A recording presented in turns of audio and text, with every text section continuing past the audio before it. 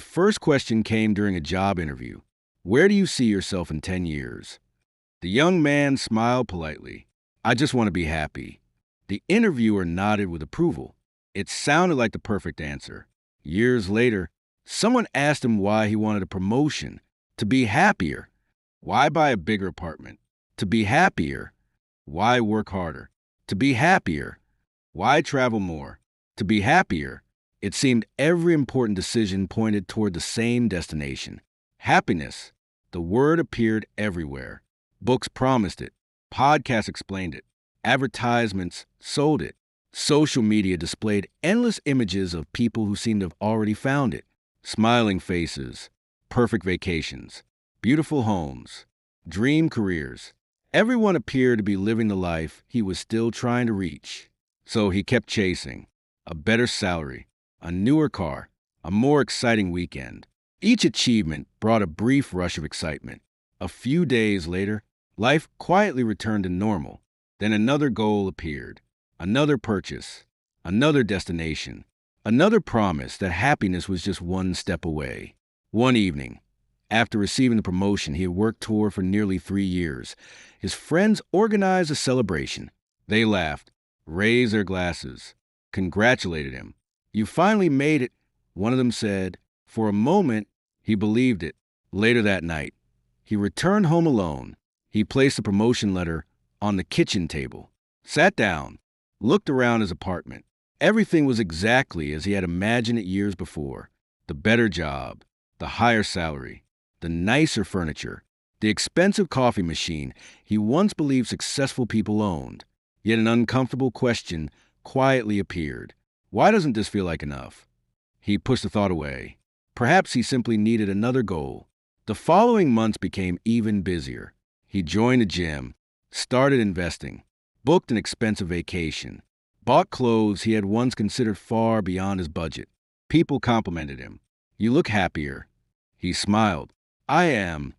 But the answer felt rehearsed, not dishonest, just incomplete. One Saturday afternoon, while walking through the city after another shopping trip, he entered a quiet art museum to escape the summer heat. The galleries were almost empty. Visitors wandered slowly from painting to painting. Nobody seemed in a hurry. He stopped in front of a large landscape painting. A lone traveler climbed a steep mountain beneath dark clouds. There was no treasure, no cheering crowd, no finish line, only the climb. Interesting, isn't it? A calm voice came from beside him. An elderly man stood with his hands folded behind his back, studying the painting. What is? The young man asked. The painter. He chose to capture the climb, not the arrival.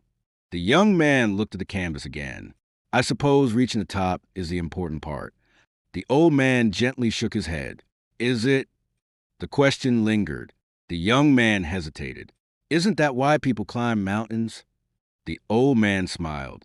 Some do, and some climb because climbing changes them. Silence settled between them. The museum felt strangely timeless. The young man looked once more at the traveler in the painting. For the first time, he noticed something unexpected. The traveler wasn't smiling. He wasn't celebrating. Yet he didn't look miserable either. He looked alive. The old man turned toward him. Tell me, when was the last time you asked yourself why you wanted to be happy? The question caught him completely off guard. I've never asked that. Most people don't. They simply inherit the goal. The young man frowned. What do you mean? The old man took one slow step toward the painting. Every generation tells the next that happiness is life's highest achievement. He paused. But very few stop to ask whether that belief is true. For the first time in years, the young man found himself questioning a sentence he had repeated his entire adult life. I just want to be happy. The old man extended his hand. My name, he said quietly, is Friedrich Nietzsche. Some questions comfort you. Others quietly dismantle the foundations of everything you thought you knew. This was one of them. The museum remained almost silent. Visitors drifted from one painting to another, speaking only in whispers. The young man couldn't take his eyes off the traveler climbing the mountain. Finally, he broke the silence. So are you saying happiness doesn't matter? Nietzsche smiled. No, I am asking why you have made it your highest goal. The young man looked puzzled. Isn't that what everyone wants? Exactly, Nietzsche replied. And have you noticed how rarely anyone asks whether everyone is chasing the right thing? They walked slowly into the next gallery. The walls were lined with portraits from different centuries: kings, scientists, explorers, composers, revolutionaries. None of them looked particularly cheerful. Some appeared exhausted. Others carried expressions of determination, sorrow, or quiet resolve. Nietzsche stopped before the portrait of an aging explorer whose weathered face bore the marks of countless hardships. Do you think he crossed oceans because it made him happy? The young man studied the painting. Probably not. Then why? He hesitated. Because he wanted to discover something. Nietzsche nodded, and discovery demanded that he accept fear, uncertainty, loneliness, even failure. They continued walking. A few rooms later, they stopped before a sculpture of an athlete carved from marble. Every muscle strained under invisible tension. The figure wasn't resting. It wasn't celebrating. It was struggling. Nietzsche spoke softly. Look closely. What do you see? A man under pressure. And yet, Nietzsche said, he is becoming something greater because of that pressure. The young man remained silent. He began thinking about his own life. Some of his proudest memories suddenly returned. Graduating after years of difficult study, helping his father through a serious illness, training for his first marathon, starting a demanding new job. None of those experiences had been easy. None had felt particularly happy while he was living them. There had been exhaustion, doubt, pain, long nights wondering whether he could continue. Yet when he looked back, those moments gave his life its deepest meaning. Not the weekend spent avoiding discomfort, not the expensive purchases, not the temporary excitement of buying something new. The memories he treasured most had demanded something from him. Nietzsche seemed to notice the realization forming. You see, meaning often asks for sacrifice. Happiness usually asks for comfort. The words echoed through the gallery. The young man frowned. So, should people suffer instead? Nietzsche laughed quietly. No, but neither should they worship comfort. He walked toward a large window overlooking the museum gardens. Outside, children ran across the grass. Some fell, some laughed, some argued.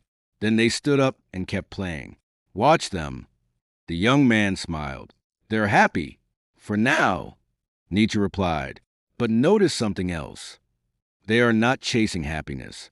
They are chasing the game. The laughter appears because they are completely absorbed in something beyond themselves. The young man watched more carefully. It was true. None of the children stopped to ask, "Am I happy enough?" They simply played, completely, without measuring every emotion, without evaluating every moment, without turning happiness into a performance. A strange thought entered his mind. When had he started monitoring his own life like a scorecard? Every achievement was immediately followed by another question. Am I happier now? If the answer wasn't yes, he assumed something was wrong. Perhaps the job, perhaps the relationship, perhaps the city, perhaps himself. But maybe the question itself had become the trap. Nietzsche turned back toward him. There's a reason your generation feels exhausted. The young man listened carefully. You've been taught to measure your life by how pleasant it feels, instead of how deeply it transforms you. Silence filled the room. The museum no longer felt like a place filled with paintings. It felt like a place filled with mirrors. Each artwork reflected a different truth, not one of greatness without struggle, not one of purpose without uncertainty. The young man looked once more at the mountain climber from the first gallery. For the first time, he realized the summit had never been the painting's true subject. The climb itself was, and perhaps life had been asking the same thing all along. Not, are you happy? But, are you becoming someone worthy of the life you've been given? The young man left the museum just before sunset. The city looked exactly as it always had. People hurried across intersections. Friends laughed outside cafes. Music drifted through open restaurant doors. Nothing around him had changed. Yet something inside him had. As he walked through the streets, he noticed a giant billboard. Happiness starts here. Below it was an advertisement for a luxury apartment complex. A few blocks later, another billboard. Buy more, smile more. Then another, the vacation you deserve. Every message seemed to whisper the same promise. Just one more step, then you'll finally be happy. For years, he had believed those promises, not because they were evil, but because they were simple, far simpler than the truth. The following Monday, he returned to work. Nothing extraordinary happened. His inbox was full. Meetings filled his calendar. Deadlines hadn't disappeared. At lunch, one of his colleagues smiled and asked, "So, are you happy these days?" A week earlier, the question would have been easy. He would have searched for the right answer, compared his salary, his apartment, his stress level, his plans for the future. Instead, he paused. Then he smiled. "I don't think that's the question I'm trying to answer anymore." His colleague looked confused. "What do you mean?" The young man glanced out the window before replying. "I'd rather ask whether I'm growing, whether I'm becoming more courageous, whether I'm creating something meaningful. If happiness comes along the way, that's wonderful. But I don't want it to be the only reason I live." His colleague laughed politely. The conversation moved on, but for the first time in years, he didn't feel the need for everyone to understand him. That evening, he returned to the museum. The galleries were nearly empty again. The mountain paintings still hung in the same place.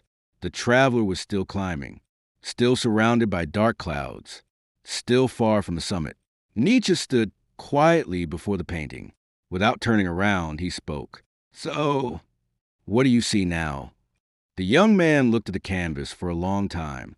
Then he answered, "I used to think the mountain was an obstacle." He smiled softly. "Now I think it was the reason." Nietzsche nodded. "The highest mountains do not exist to punish us. They exist to reveal who we become while climbing them." For several moments, neither of them spoke. The fading sunlight filled the gallery with a warm golden glow. The mountain no longer looked lonely. It looked alive. Nietzsche finally turned toward him. "The modern world has convinced people that discomfort is failure. But life has never worked that way. Every meaningful love risks heartbreak. Every worthwhile dream risks disappointment. Every great achievement demands sacrifice. If you remove every struggle, you may protect yourself from pain, but you also protect yourself from becoming." The young man understood. He had spent years treating life like a machine designed to produce pleasant emotions. When happiness faded, he assumed something needed to be replaced. A job, a city, a relationship, a goal. He had rarely considered that temporary unhappiness might not be a sign that he was lost. It might be evidence that he was growing. Nietzsche walked toward the museum exit. Just before disappearing into the evening light, he stopped one final time. Without looking back, he said, "Do not ask whether your life feels comfortable." He paused. "Ask whether it asks something great of you." Another silence followed. The philosopher disappeared beyond the doorway. The young man remained alone before the painting. The traveler was still climbing, still uncertain, still carrying his burden. Yet, somehow, the painting no longer felt unfinished, because the summit had never been the destination. The climb had, and in that quiet realization, he finally understood the dangerous question Nietzsche had placed before him. Perhaps the purpose of life was never to chase happiness. Perhaps happiness was simply the quiet companion that sometimes appeared when you devoted yourself to becoming someone greater than you were yesterday.